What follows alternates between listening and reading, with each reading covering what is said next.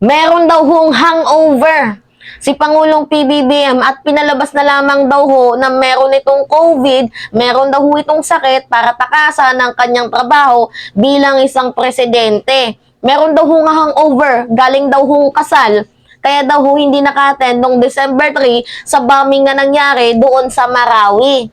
Talaga nga naman, tapos ito yung nakakainis guys. Ang nagpakalap ng fake news na yan, si Jay Zonza. Alam mo, Jay Zonza, binigyan ka na ng pangalawang pagkakataon, hindi ka pa rin tumino. Tino din pag may time, dapat sa'yo, nandun ka lang sa kulungan as always eh. Diba? Napaka-fake news peddler. Hindi na yung pagkikriticize yung ginagawa nyo. Hindi nyo na kinikriticize si Pangulong PBBM, ginagawa nyo na siya ng mga malicious post. Ang social media sana, ginagamit yan. Social media is a tool para magkaroon tayo ng source of information, ng mga good info. Kaso ginagamit nyo yung social media, ginagamit nyo yung tools para magpakalap ng mga black propaganda, ng mga fake news, at ng kung ano-ano pang hateful and cruel statement against sa mga ayaw nyo. Utang inang, grabe guys, ito nakita ko to kasi sabi ko dapat talaga kailangan i-debunk to. And ako una, hindi ako nag-react kasi sabi ko, ay may picture, ay may video. Talaga nga namang walang kawala dito si Pangulong PBBM.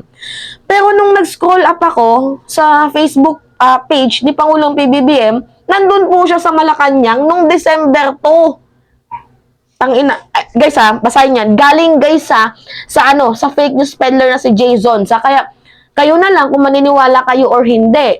Kasi ako, binalaan ko na kayo. Si Jay Zonza, ilang beses na yung nameke ng information. Unang sinabi niya, nung matatandaan ko, yung Dilawan, Araneta din yung pilido ba yon, yung asawa ni Corina Sanchez, si Marojas, oo, naalala ko, nakatagal na kasi na panahon.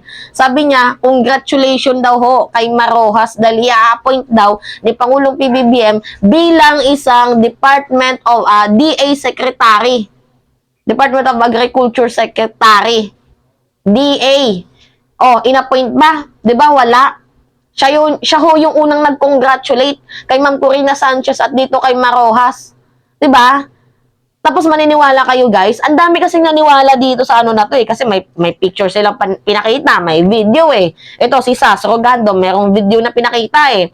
Lalo na itong si Mahar Luka-Luka. Ang daming naniwala guys. So kailangan nating i-debunk to kanila yung mga nila, yung mga pamimeke nila. Kailangan natin tong i-debunk. Kung kaya nating mag-voice out tayo ngayon. Grabe oh. Yan, sabi niya, huli ka Balbon, wala kang kawala. Last mo na yan. Jason baka sa susunod na makulong ka, talagang hindi ka na makakawala. Sabi niyo, sa mundo ng social media, age of technology, mahirap magpalusot at magkunwari. For example, sasabihin mong may sakit ka, yun pala, nasa sosyalan ka lang. Sa dinami-dami ng makabagong gadget, tiyak na huli ka. Tapos ilalagay pa sa Facebook, Instagram, YouTube, X, at iba pang social media. Patay kang bata ka. Yan o yung nila, may picture eh. Unang-una guys, kapag medyo maniniwala ka kasi hindi mo ginamitan ng research eh, lalo na kung anti-administration ka, talagang maniniwala ka at i-share mo pa yan.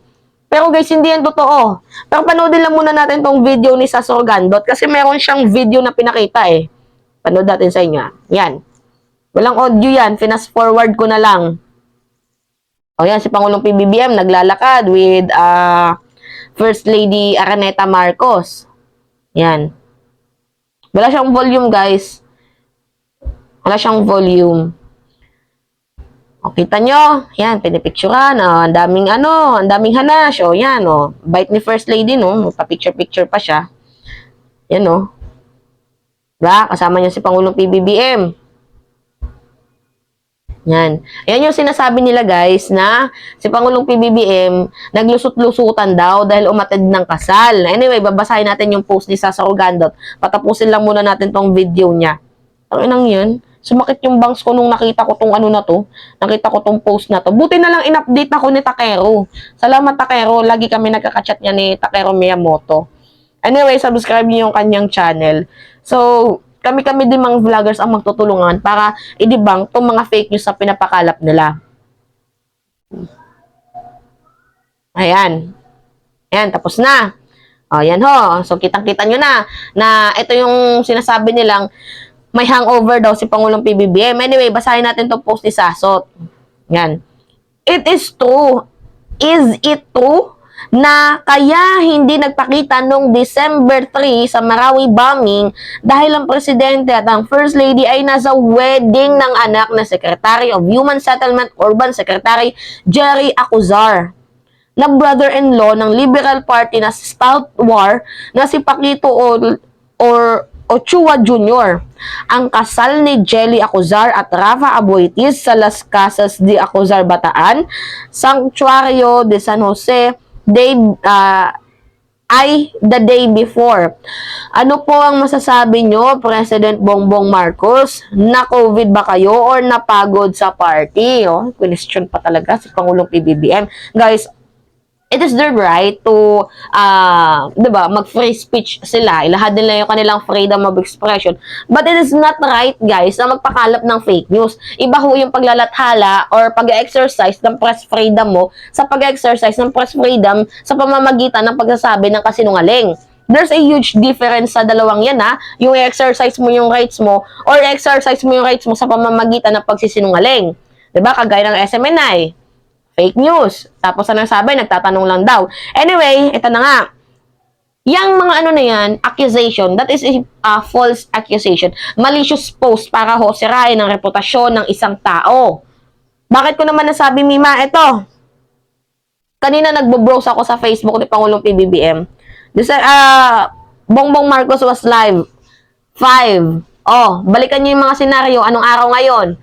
Oh, December 2 yan nangyari, guys. Oh, 5 days ago. Ano yung post dito? Tayo ay makikiisa sa OP family ngayong ika-2 ng Disyembre. Papunta hong Malacanang si Pangulong PBBM. Oh, ito yung video. Takti itong mga hayop na to.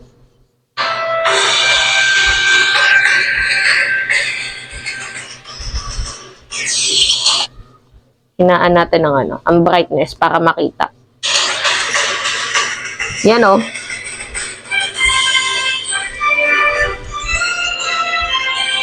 Ano ba? Yan.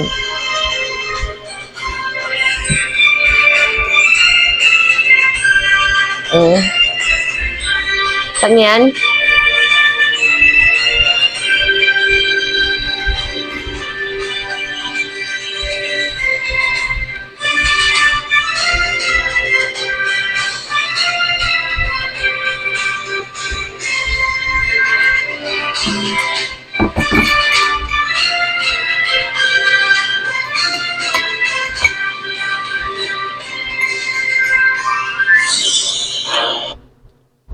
Back na natin. Na-stress ako. Minom muna ako ng kape ko, guys. Yun na nga. December 2, yung post na yan. So, sino ho yung Bongbong Marcos na nandoon sa sinasabi nyong area? Saan ba yun? Nagparty doon sa Bataan. Yan. Sino yung tinutukoy nyo? Guys, I feel na etong post na to, siguro, mga dati-dati pa yung kasal na yan, feel ko lang ha, nilabas lang nila ulit para ho sirain ang reputasyon ni Pangulong PBBM. And then guys, tao lang din naman ho si Pangulong PBBM. Meron din naman siyang right na umattend sa kahit anong invitation sa kanya as long as hindi niya napapabayaan ng ating bayan. Nagpadala na rin ho ng tulong si Pangulong PBBM doon sa bombing sa Marawi. Diba? Ano pa yung ano nyo? Hindi na yan pagkikriticize. Paninira na yung ginagawa nyo. Kaloka kayo. Anyway. Ayoko na. Sumiyagan guys. May maalisyon nyo. Tagbabalik ulit para sa ating panibagong video.